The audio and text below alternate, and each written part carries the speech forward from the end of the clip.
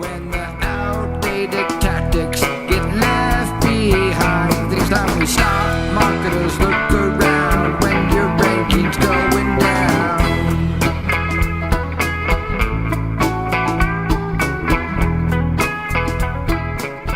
Rand Fishkin, the one and only, the co-founder and CEO of SparkToro, the founder and wizard and voice of Maz from the past, author of Lost and Founder. He's the most honest, open person I've ever known. He's the husband to Geraldine, the everywhereist, and I just heard rumor that you're going to be a creative director for a video game project, which we'll have to talk about in a bit. Welcome aboard, Rand. Thanks, Jim. Thanks, Ann. Thanks for having me. So I have a question. Viral things that go viral. I think you mentioned that only 1 of 10 things you come up will go viral, and it's lucky. Is there any prediction of that? How do you come up with ideas that go viral? How do you execute them? Could you just talk? I know you're great at that, and there are a few things at SparkToro that really are still cited all over the industry, and they really went viral. So how do you come up with those great ideas? So I think first off, viral can mean very different things to different people and companies. Generally, when I talk about it, I'm usually talking about it in terms of content that actually helps your business, rather than I went viral on TikTok and 10 million people saw me dance with not enough clothing on, right? Like that. I think those are two very different things to think about. And probably what most of the folks listening to this are interested in, especially from a content marketing perspective, is viral content, meaning, many thousands or tens of thousands or even hundreds of thousands of people saw this thing, engaged with this thing that you did, and they now associate your brand with that.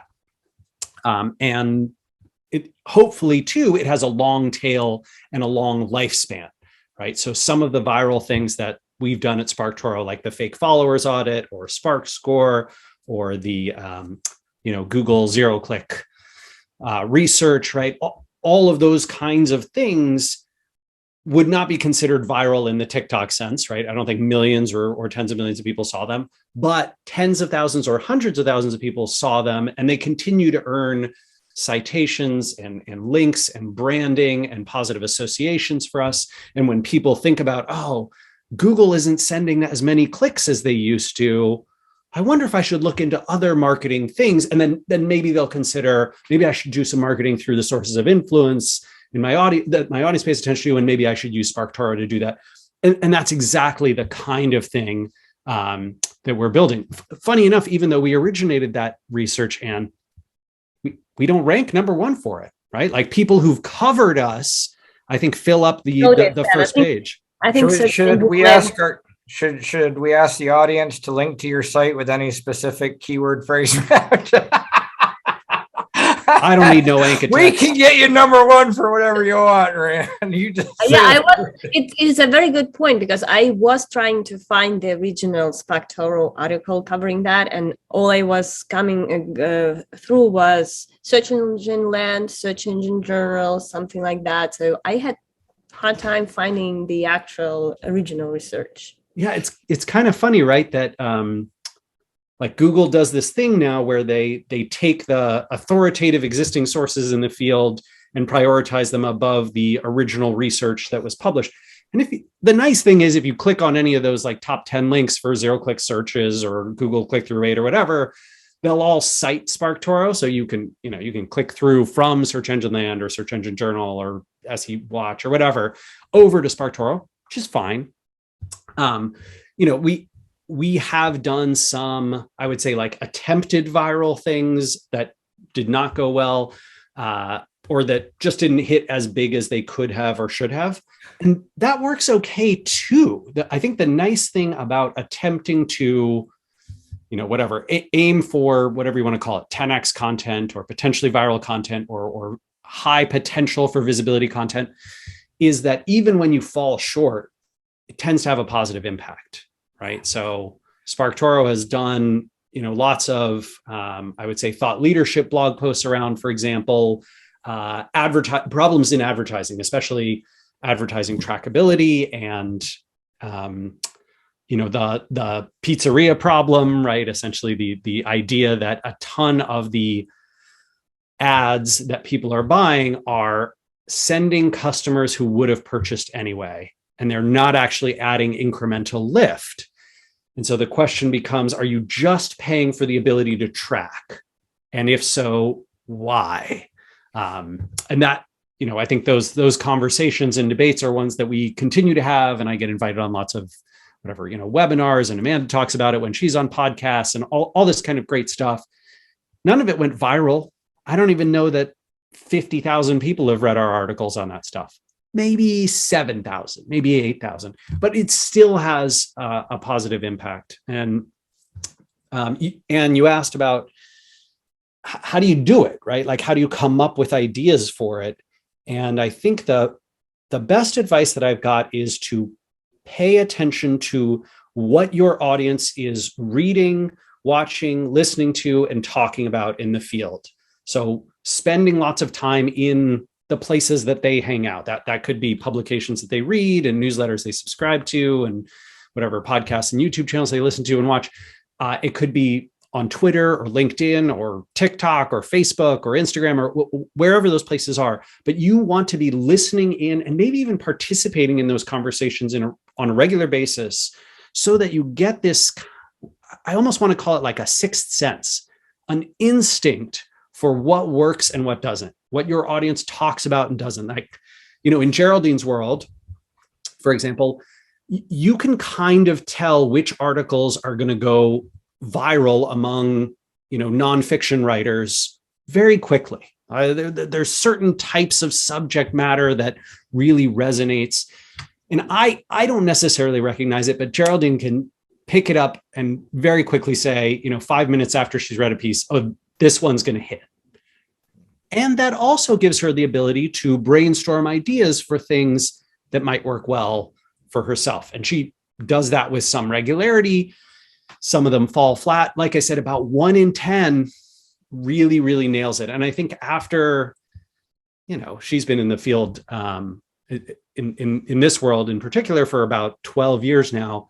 So her sixth sense is well honed, just like mine is in marketing universe, just like yours could be in whatever field you're in. Yeah. But you got to practice. With our clients, often we come up with a list of potential content when we first start. And, I guess there's all different types of content, but one of the types of content that we're going to suggest is, I guess you'd call it viral content. But I want to be careful too about what I mean by viral, because let's say we come up with a list of 30 ideas. And let's say, for example, yesterday I had a phone call with it was a programming shop. They're a Ruby on Rails programming shop. And so we came up with a list of ideas that ranged anywhere from, I don't know, the history of programming languages, to take the what kind of programming geek are you quiz, to somewhere down the list, there was a small chunk of Ruby on Rails related stuff, ultimate resources for every Ruby on Rails developer, 10 things every Ruby on Rails developer needs to read now, or whatever, like kind of that stuff. And, usually when we explain it to the client, all right, there's this other stuff which may not convert as high, maybe it's really high in the conversion funnel, good for branding, that may go more viral, so to speak. There's a bigger audience for some of the stuff. And then there's the stuff, something specific to Ruby on Rails that isn't going to get the amount of attention or links or social signals because it's a very niche group. But that niche group is, that's the ultimate group that you want to get. And you want Google as well to ideally see you as writing expert content within that area as well. And the neat thing we found is, even if we do a viral campaign on something, let's say the Ruby on Rails thing, and let's say, we do all sorts of marketing for it to try and get people to notice it, to try and get people to write about it, to ideally in the end to get a link as well, as well as all the other signals. But the neat thing is, even if it only gets a few links, during that initial period, the thing we've seen is after month 4 or 5, it starts to rank. Yeah. And then a really good piece, even with a few links, really starts to rank. And then suddenly these informational pieces are getting way more traffic than all the other pages of the site. And, and then you say, well, it may not got a lot of links, but look at that traffic. We had a real estate client that was in a specific city and they wanted to do something to go viral. So we wrote something like, I don't know, 50 amazing things to do in this city. Huge long post.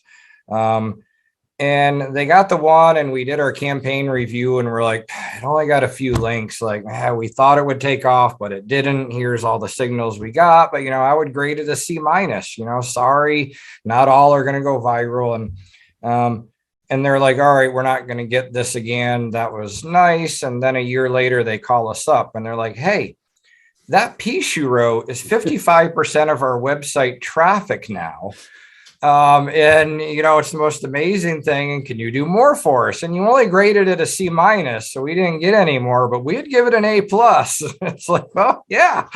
So I've realized as well, there's this time period, you may be promoting it at one point, but I think 3 of our biggest things that have gone viral, one was after 5 months, one after 8 months, one after 2 years. It's like, sometimes they take off later, but I guess I forgot how I got on that tangent, but there's all different types. When we say go viral, a Ruby on Rails piece with a small amount of traffic or a small amount of links from the right place, I'd be like, that's viral, as opposed to the one that maybe get 1 million links, all right, that's viral too. And I can almost say there's a case for each. And, I guess in the type of content, great, have that content, have a lot of that content, have other kind of content, have informational content, be the expert.